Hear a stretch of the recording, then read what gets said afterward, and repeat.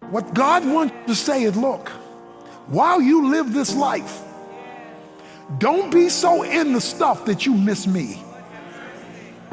Because when push comes to shove, that can go to somebody else and you may not be here to enjoy it.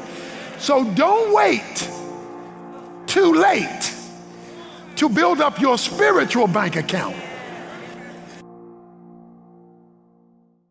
In Luke chapter 12, there's a story that Jesus tells. Jesus has been teaching in Luke 12 spiritual truths. In the middle of his instruction, a man comes to him in verse 13. Someone in the crowd said to him, "Teacher, tell my brother to divide the family inheritance with me." But Jesus said to him, "Man, who appointed me judge or arbitrator over you?" Then he said to them, "Beware and be on guard against every form of greed. For not even when one has an abundance does his life consist of his possessions." So Jesus is teaching spiritual truth. He's trying to get people to think Godward. This guy breaks into the teaching and says, "Jesus, my brother is holding money out on me from our family inheritance. Would you please tell my brother to show me the money?" Jesus looks at him and says, "You better watch out. For every form, every shape, every size." In other words, all greed is not the same. In whatever way greed comes. I'm trying to teach spiritual principle and you want to jump to money. You better beware. Now, notice, this is not the guy who has the money. This is the guy who wants the money. So you can be poor and greedy. Because he doesn't have it yet, but he wants it so bad, he's willing to skip the spiritual, interrupt the master for him to solve this financial dilemma. So that leads Jesus to tell his story in Luke 12. I'll summarize it real quick. There's a rich man in verse 16. He's got this big piece of property. So he starts talking to himself. He says to himself, his outer man is talking to his inner man. And he says, verse 19, "Soul," watch it when you start talking to yourself. "Soul, you have many good things laid up for many years to come. Take your ease, eat, drink, and be merry." But God said to him, "You fool, this very night your soul is required of you, and now who will own what you have prepared? So is the man who stores up treasure for himself and is not rich toward God." Here we have a man who's got a booming agricultural business. I mean, he's got to build more storage to handle how great his business in agriculture has become. I mean, he's blowing and going. So he builds these storages and he starts talking to himself. He says, "Self, you got it going on. You are the bomb. You are a beast. And so self, since you all that in a bag of chips, we gonna party, hearty. We gonna eat, drink, and be merry." It was all about him, and he's bragging. God enters into his self-talk. And while he's talking to himself, God from heaven says, "You fool."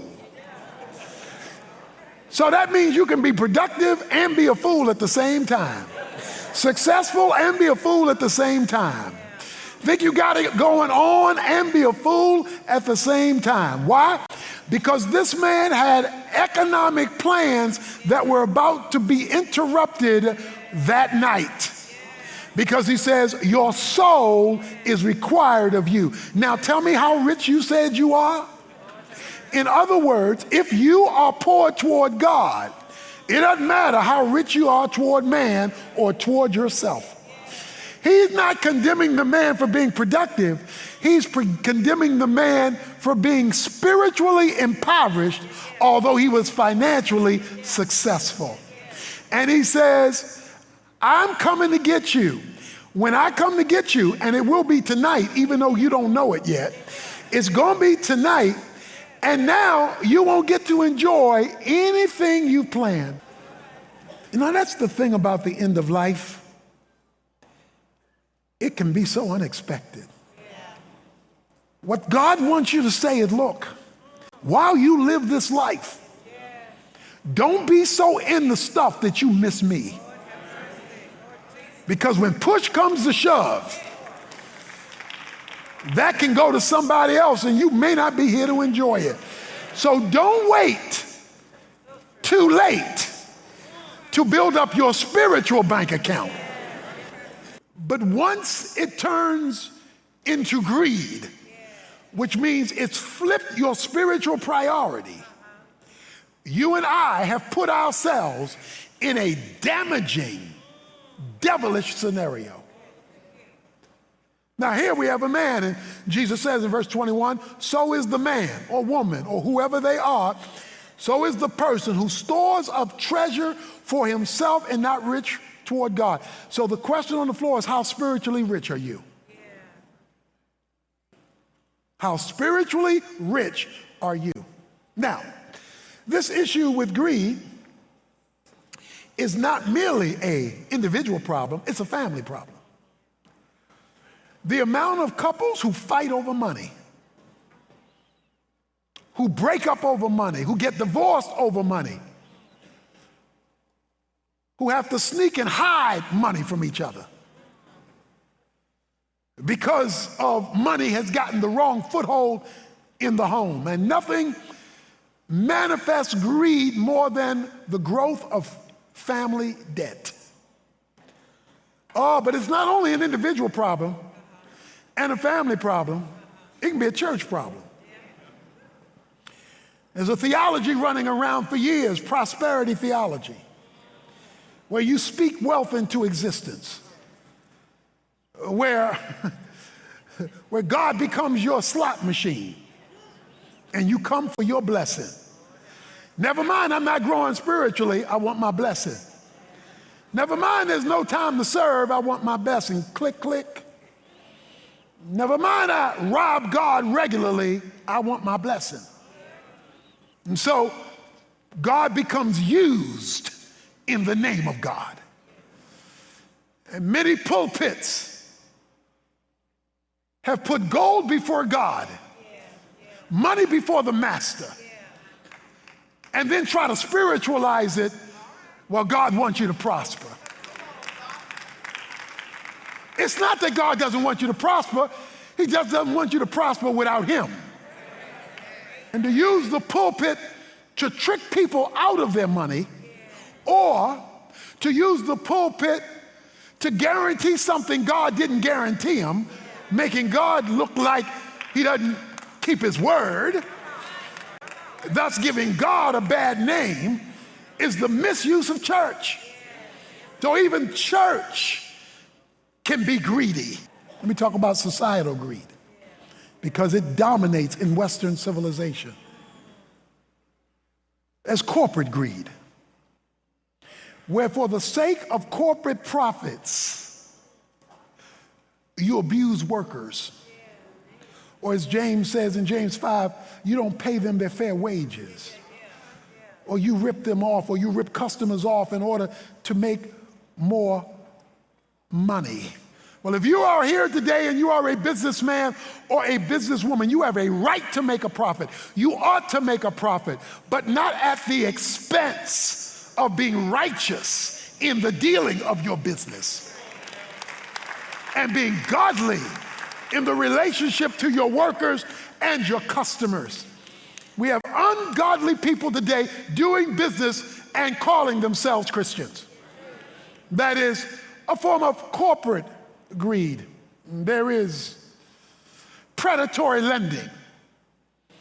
There are places in our community where people who have no other option have to pay 300 and 400% interest to get by. That's greed, to take advantage of people's desperation. Don't get me wrong, God is not against profit, he's against greed. He's against greed. So this idol is a destructive idol, and God will address it unless we do it first. 1 Timothy 6 helps us with this. Paul tells this pastor to teach his congregation. Verse 6, but godliness actually is a means of great gain when accompanied by contentment. For we have brought nothing into the world, so we cannot take anything out of it either. If we have food and clothing, with these we shall be content. But those who want to get rich fall into temptation and a snare, and many foolish and harmful desires, which plunge men into ruin and destruction. For the love of money is the root of all sorts of evil, and some by longing for it have wandered away from the faith and pierced themselves with many griefs. Verse 17, instruct those who are rich in this present world not to be conceited, stuck up, or to fix their hope on the uncertainty of riches, but on God who richly supplies us with all things to enjoy. Instruct them to do good, to be rich in good works, to be generous, ready to share, storing up for themselves the treasure of a good foundation for the future, so that they may take hold of that which is life indeed. So let me give you the secret, so to speak, of handling your money and not being greedy. First, verse 6 says, godliness with contentment is great gain. Godliness is a life that seeks to pursue pleasing God. Contentment is to be at ease and grateful for what you have until God gives you more. He says, first of all, when the necessities of life have been provided, food, clothes, shelter, those are necessities of life. When you have those, thanksgiving should be driving your life, not complaining. Greed has side effects. Oh yeah, it's good coming in on the front end, but when it's done its damage, you're gonna wind up with great loss and be a damaged person, not because you have money, but because it's turned into greed, which is the illegitimate use and presence of money. He says, I want you to instruct them, teach them, give them the right perspective. He says, verse 17, those who are rich in this present world. So let's get this straight. It's not a sin to be rich. If it's legitimate, it's not a sin. If you've been productive, you saved your money, you stayed out of debt, your business is doing well, that's not a sin. But then he says, but you tell them something. Pastor Timothy, you tell the church at Ephesus, you tell them this. You instruct them to be rich in good works and to be generous and ready to share. Oh, okay. Let me put it this way. The richer you are, the more generous you should be. Okay? And the richer you are, the more willing to serve you should be. He says, you tell the folk that's been blessed and have an abundance, they should do good works. They should be generous. That was the tithe, and the offering was on top of that, where you help people and serve people and did extra stuff. He says, storing up for themselves. Okay, let me say that again, verse 19. Storing up for themselves. Oh, God has a storage unit. He says, storing up, watch this, treasures, valuables. He says, when you handle money biblically and don't be greedy or the things that money can buy, he says you are building your own storage unit. And in this storage unit, it serves as a good foundation for the future. And what will this storage unit do for you? Watch this. So that they may take hold of that which is life indeed. Somebody say life indeed. Indeed means show enough. Indeed means for real. In Luke 16, Jesus tells a story, and he concludes the story about this unrighteous steward, and he says this in verse 10. He says, he who is faithful in a very little thing is faithful also in much. And he who is unrighteous in a very little thing is unrighteous also in much. Therefore, if you have not been faithful in the use of unrighteous wealth, who will entrust the true riches to you? And if you have not been faithful in the use of that which is another's, who will give you what is your own? No servant, watch this, can serve two masters.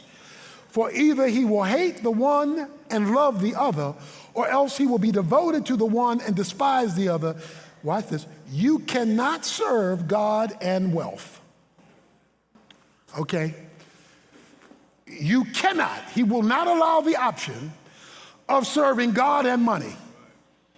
He says, when you bring your money and make it equal to me, when you bring your profits and make it equal to me, when you bring your business and make it equal to me rather than recognizing me as the source, you have created a competing God. And the passage says, don't miss this, if you can't be trusted with unrighteous mammon, mammon means money, if I can't trust you with money not to turn it into a God, then what makes you think I will give you true riches? Oh, don't miss this. True riches is what God gives that money can't buy. That's true riches. True riches, when money runs out, in other words, it loses its power, then you better have something working for you in your storage bin that you can go get, because you need some real stuff working for you. When the doctor says we can't help you, you better have some true riches. Just because you bought that house won't make it a home. You better have some true riches. You see, there are things in life you can't pay for. There are things in life when your peace erodes you and you need calm in the midst of your storm, you better have some true riches. And a lot of folk want to get true riches at the last second. That's not how you store stuff. You build it up over time. Isn't that what you do with your investments? You don't wait for true riches. My challenge to you and I is, yes, you maximize whatever potential God has given you in life. But as Psalm 62:10 says, if you get rich, don't set your heart on it. If you want money to be your life, take it. But you'll miss the Lord. You'll miss his presence, his power, his provision. You won't have him. You'll have a great checking account. You'll have a great 401. You'll have a great 403. You'll have great stocks and bonds, but you won't have God when you need him most. So the question is, how rich do you want to be?